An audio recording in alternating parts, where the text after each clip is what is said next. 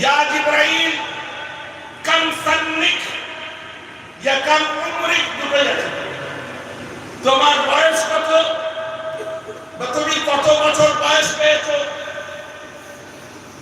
তো হযরত জিবরাইল আলাইহিস সালাম বলেন, ইয়া রাসূলুল্লাহ আমি তো জানি না আমার বয়স কত, কিন্তু ইয়া রাসূলুল্লাহ একটা নিশানি আমি বলতে পারি, যে নিশানি দিলে আপনি বুঝতে পারবেন যে আমার বয়সটা কত হতে পারে।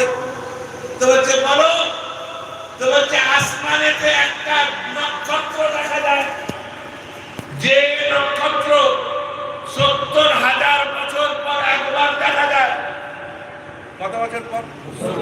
70,000 বছর পর একবার দেখা যায়। আর আমি তোমার ওটাকে 72,000 বার করেছি।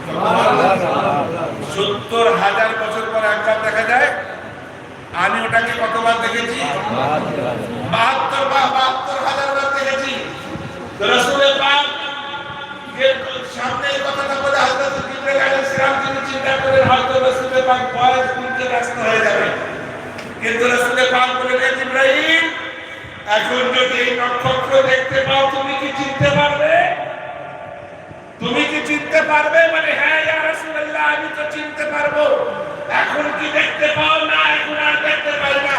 দেখলে চিনতে পারবে? বলে হ্যাঁ চিনতে পারবে পারবো। রাসূল পাক নিজের পাগড়ি মোবারক একটু উঁচু করলেন, বলে এই জিবরাইল আমার পেশানির দিকে তাকাও।